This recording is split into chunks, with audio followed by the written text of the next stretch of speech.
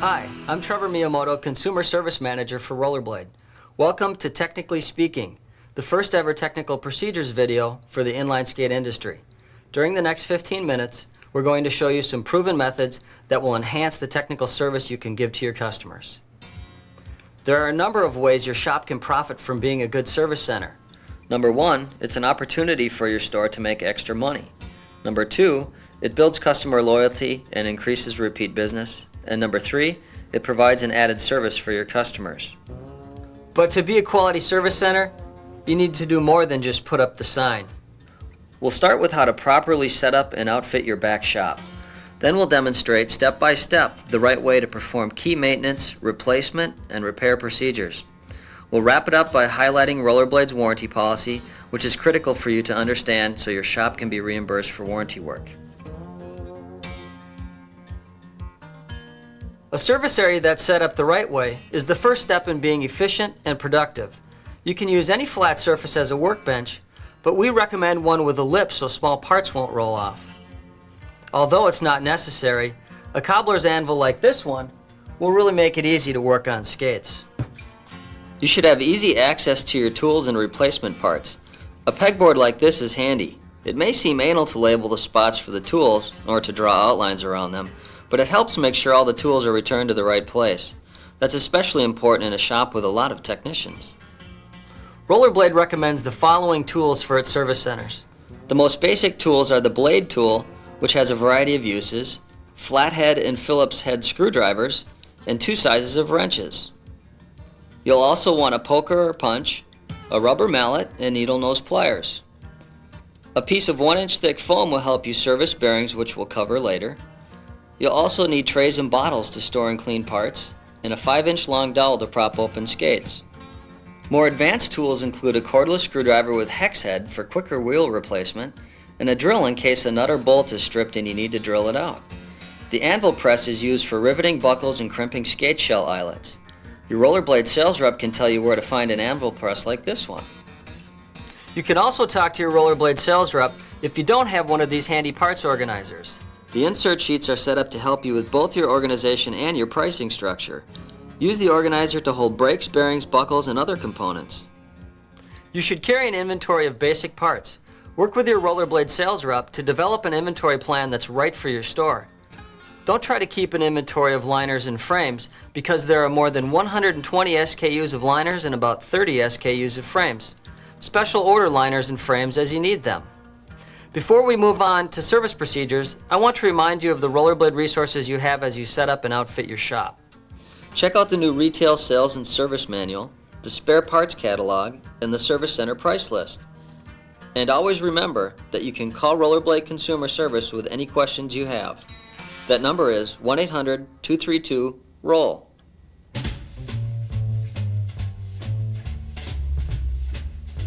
Your shop is set up, you've got the right tools and the right parts. Now let's cover the proper way to perform maintenance and replacement procedures. We'll start with the most common procedures first, and then move on to the more advanced stuff. The inside edge of the wheels wear more quickly than the outside edge of the wheels. Just like the tires on your car, the wheels need to be rotated regularly. This will increase the life of the wheels and improve skating performance. Remove all the wheels and then rotate the position of the wheels. Change positions 1 and 3 and positions 2 and 4.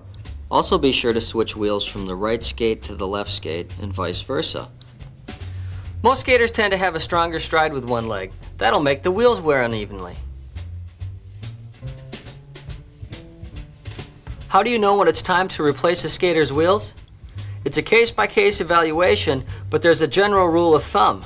If the wheels are worn so badly that they're slipping out and causing an inability to maneuver, it's time for new wheels. After removing all the wheels, use your blade tool to press on one end of the bearing spacer. This pressure will pop out the bearing on the other side. Repeat this with each wheel. Wipe the bearing spacers, bearings, and the inside of the frames clean of any dirt.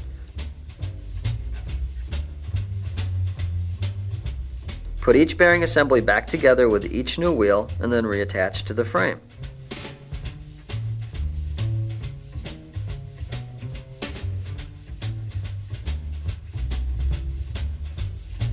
It's easier to know when to replace bearings. If a skater complains of squeaking or loud rattling noises, or the performance level is decreased, check the bearings. If they're rusted, leaking grease or oil, or have dented shields, replace the bearings. Most bearings have a crimped metal shield and are non-serviceable. Despite what you may have heard elsewhere, we don't recommend trying to remove the shields on this type of bearing. Your best bet with a non-serviceable bearing is to replace it. Follow the same steps you did for wheel replacement, but just replace the bearings. There are two types of serviceable bearings that you can clean and relubricate. The first type is a fully serviceable bearing with a rubber-coated or Teflon-coated shield. The second style is a limited service bearing with a metal shield held on by a snap ring or C-ring. With the fully serviceable rubber-shielded or Teflon-shielded bearing, use a safety pin to pry off the shield. Just insert the pin under the edge and pop the shield off. Do the same on the other side. You'll see that all fully serviceable bearings have a crown-style retainer or cage that looks like a crown and helps hold the ball bearings in place. Use the blunt end of a paper clip and push the crown retainer out. All the balls will now slide to one side. Now use the paper clip and press the inner ring to the opposite side from where the balls are, up against the outer ring. The ball bearings will now fall out. Repeat with each bearing. With the limited service metal shielded bearing, insert the pin in the slot and pop the C-ring or snap ring off. Now the other side. You'll see that the retainer or cage on the limited service bearing is a ribbon style. You should never try to remove a ribbon style cage. After you have disassembled either the fully serviceable or limited serviceable bearings, you put all the bearings in a tray with some type of cleaning solvent. You can use mineral spirits or even WD-40. Another way to clean bearings is to use a bottle like this with a post bolt mounted through the cap. Just load the bearings on the post bolt and shake. After cleaning, let them air dry. Reassembling the bearing can be tricky, but this is where you can use the piece of foam I mentioned earlier. Place inner and outer ring on the foam and then put the balls back into the outer ring. Push the inner ring down into the foam until the bearings are level with the outer track. Now slide the inner ring back into place. Now use the end of the paper clip to evenly distribute the ball bearings around the inner ring. Now put the crown retainer over the bearings and snap it back into place.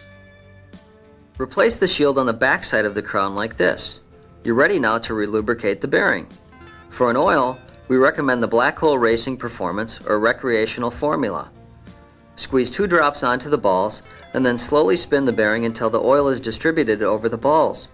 Don't use more than 3 drops of oil if you want to achieve the optimum protection and performance. Now you can replace the other bearing shield and snap ring if appropriate.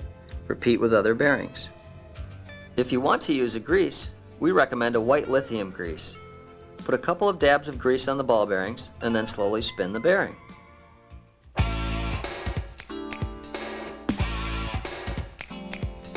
Brake pads should be replaced when the wear limit line on the brake pad is reached. All pads have a wear limit line. There are 2 types of mounting systems for rollerblade graduated brake pads. The 760Z mounts through the side of the frame with a nut and bolt or a new flush mounting system. It can be found on the Rollerblade Microblade and Astroblade and several older models. The 760L mounts to the brake support through the bottom of the brake pad and is found on all other graduated brake models. To replace the 760Z, use a Phillips head screwdriver and a wrench. Just loosen the nut and bolt. The brake pad will slide out. Slide a new brake pad in. Then tighten the nut and bolt. To replace the 760L brake pad, you first need to remove the back wheel and axle. Remove the entire brake support assembly. Then use a Phillips head screwdriver to unscrew the bolt. Pull the worn brake pad off. Now attach a new pad to the support. Reattach the brake support to the frame and replace the rear wheel.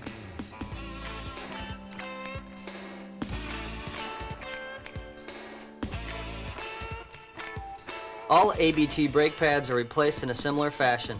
Simply loosen the nut and bolt on one side of the pad and then remove the worn brake pad. Insert a new brake pad.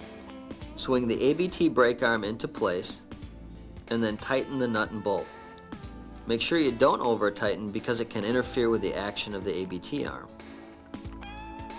Some customers will ask you to move the ABT brake from the right skate to the left skate. For the micro-adjustable ABT, you first remove the flush screw at the top of the arm. Then remove the rear wheels of both skates. Now remove the entire ABT assembly, including the brake support axle. Move ABT assembly to the left skate, inserting axle through rear wheel.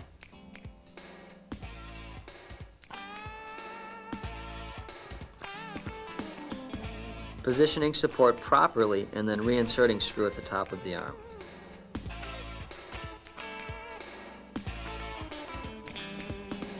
Moving the macro adjustable ABT is more complicated. First, remove the liner of the right skate.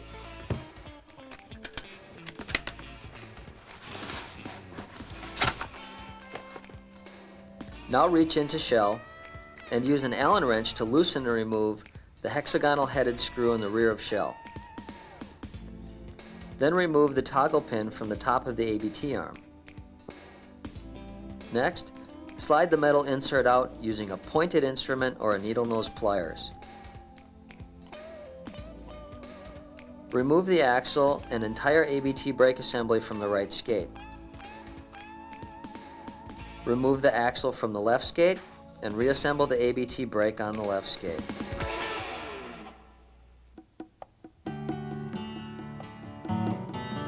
To do effective repairs, we recommend using an anvil press like this.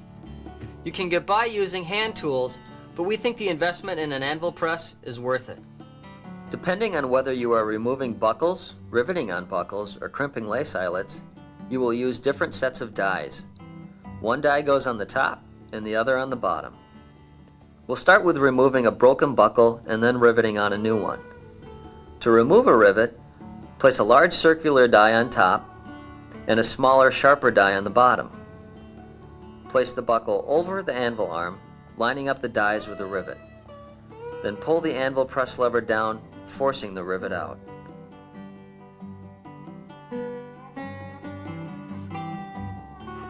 To insert a new rivet, change your dies so there are concave dies on the top and bottom.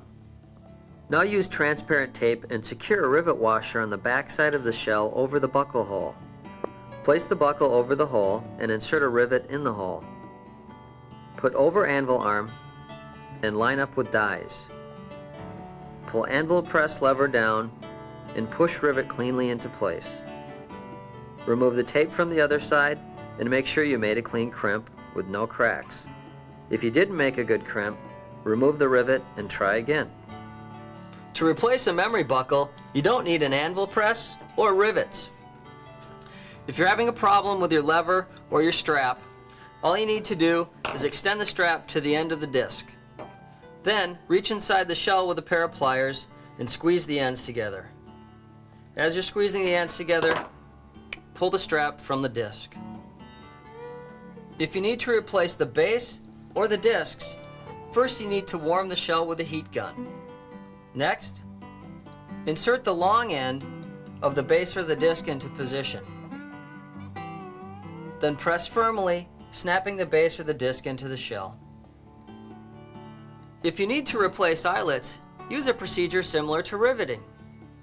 Instead of using a rivet, use an eyelet. Just line up the hole and pull the anvil lever arm down. We'll close our repair section with an advanced technique, installing power straps on the Lightning TRS, and other similar shell skates. The first thing you do is remove the liners from the skates. Now place the power strap's heel plate in position on the back of the shell and mark the lower hole. Then drill the lower hole.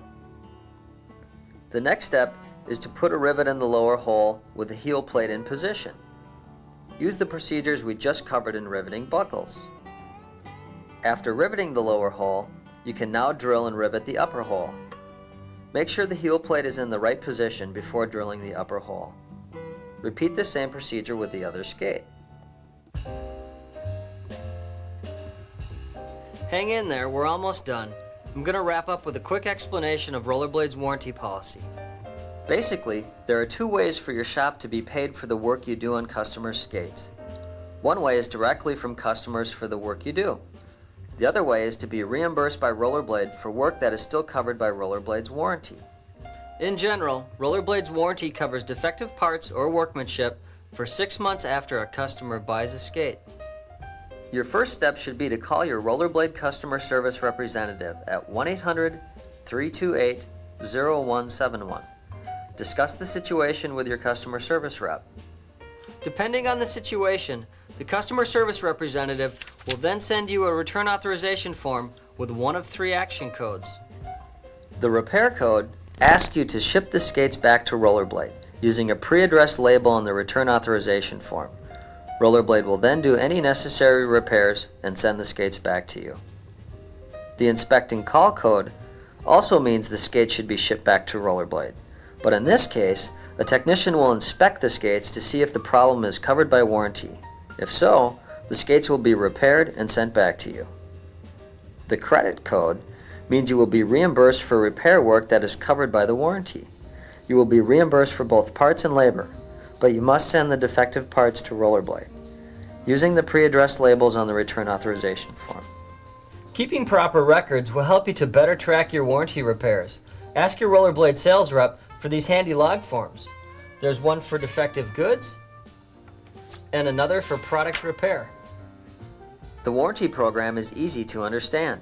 Just call customer service at 1-800-328-0171 if you have any questions. I know we've covered a lot of information in this video, but we don't expect you to be able to remember it all right now. If you need to, go back and review the video. And don't forget the support materials from Rollerblade. Check out the new retail sales and service manual. And you can call Rollerblade Consumer Service at 1-800-232-ROLL with any of your technical questions. Thanks for watching Technically Speaking, the nuts and bolts of technical service. I'll see you on the streets and in the back shops.